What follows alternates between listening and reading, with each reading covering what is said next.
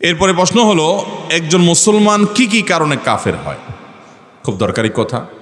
একজন মুসলমান কোনো বিশেষ অপরাধে, বিশেষ কোনো পাপের কারণে অমুসলমান হয়ে যেতে পারে কি পারে না? কিন্তু আমাদের দেশে এটা নিয়ে মানুষের খুব একটা জানাশোনা নাই। আমাদের দেশে অজু ভাঙার কারণ আমরা জানি, নামাজ ভঙ্গের কারণ আমরা জানি, রোজা ভঙ্গের কারণ আমরা জানি, কিন্তু ঈমান ভঙ্গের কারণ বেশিরভাগ মানুষ জানি। ভাইয়েরা শুনে রাখেন, আপনি ঈমান আনার পর যদি মনে করেন যে না, কোরআনের এই জিনিসটা আমি মানি না, এটা আমার বুঝে আসে না বা এটা অযৌক্তিক, আল্লাহর কোনো একটা বিধানকে যদি আপনি অস্বীকার করেন, সাথে সাথে মানুষ কি হয়ে যায়? কাফের। নবী করিম সাল্লাল্লাহু আলাইহি ওয়াসাল্লামের কোন সুন্নাহকে নিয়ে আপনি টিটকারি করলেন, আপনার এক দোস্ত দাড়ি রাখছে, অনেকদিন পরে দেখে বললেন, কিরে তোর তো ছাগলের মতো দেখাচ্ছে, শেষ ঈমান। আপনি দাড়ি না রাখলে বেঈমান হবেন না, কিন্তু দাড়ির প্রতি যদি তাচ্ছিল্য প্রকাশ করেন তাহলে কি হবে? ঈমান চলে যাবে। এরকম নবী সাল্লাল্লাহু আলাইহি ওয়াসাল্লামের কোনো সুন্নাহ নিয়ে, আল্লাহর কোনো বিধান নিয়ে আপনি ঠাট্টা করলেন, আপনি বিদ্রুপ করলেন, ঈমান চলে যাবে। আল্লাহর কোনো একটা বিধান যেটা স্বতঃসিদ্ধভাবে প্রমাণিত, সন্দেহাতীতভাবে প্রমাণিত কোরআনের আয়াত আপনি অস্বীকার করলেন, না আমার বুঝে আসে না। আপনি বুঝার কে? আল্লাহ স্রষ্টা, আপনি সৃষ্টি, আপনার বুঝার কে যে আল্লাহটা আপনার বুঝতে হবে? আপনি সেজন্য অস্বীকার করলেন, ঈমান হারা হয়ে যাবে। আল্লাহ আমাদের ঈমানকে ফিতনার সংকুল এই সময়ে বেঁচে রাখার তৌফিক দান করুন। আপনি আল্লাহর কাছে ইবাদতবন্দি করেন, আবার যায় কোনো মাজারে সিজদা করেন, ঈমান চলে যাবে। কারণ আপনি শিরকে আকবর করছেন, বড় শিরিক করছেন, বড় কুফরিতে লিপ্ত হলে ঈমান চলে যাবে। ছেলের বয়স 24, পড়ার শেষ পর্যায়ে, বাবা হিসাবে আমি তাকে বিয়ে করাতে চাই, তবে তার মহারণার টাকা থেকে সম্পূর্ণ খরচ সব কিছুই আমি যদি করি তাহলে বিয়ে সঠিক হবে কিনা? ছেলে বেকার। সুবহানাল্লাহ, এই ছেলে তো কপালওয়ালা ছেলে।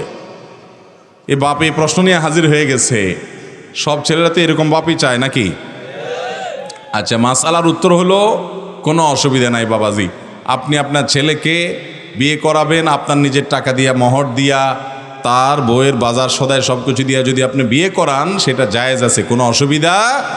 একজন গরিব মানুষকে দান করা যেরকম সওয়াবের কাজ, আপনার ছেলেটা গরিব, ওই গরিব বেচারাকে আপনি মোহর দিয়ে, টাকা পয়সা দিয়ে, খরচ খরচা দিয়ে বিয়ে করায় দিলে এটা খুব সওয়াবের কাজ হবে, এটা কোনো মন্দ কাজ হবে না।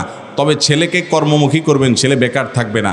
আমাদের অনেক বাপ মা আছেন, ছেলেকে শুধু তুলু করে, তুলু বুঝেননি, কোনো কাজ করাইতে চায় না। বাবা তোমার করার দরকার নাই। এগুলো যে কত বড় আত্মঘাতী সিদ্ধান্ত।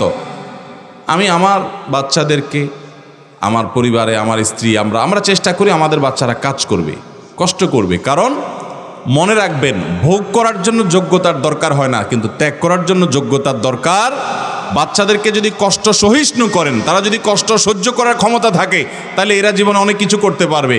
আর ফার্মের মুরগির মতো বানান, জীবনে দেখবেন যে জায়গা জায়গা ধরা খাবে।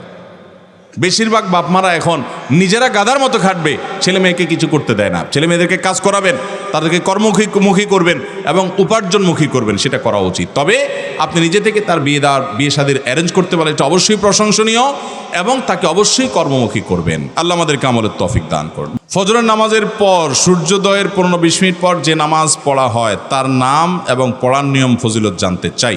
ফজর নামাজের পর ওই জায়গায় বসে সকাল সন্ধ্যার দোয়া জিকির এবং তাসবিহ তেলাওয়াত যদি আপনি করেন, এবং সূর্য ওঠার 15-20 মিনিট পর 2 রাকাত নামাজ পড়েন, এই নামাজটার নাম হলো সলাতুল ইশরাক বা সলাতুল শুরুক, ইশরাকের নামাজ।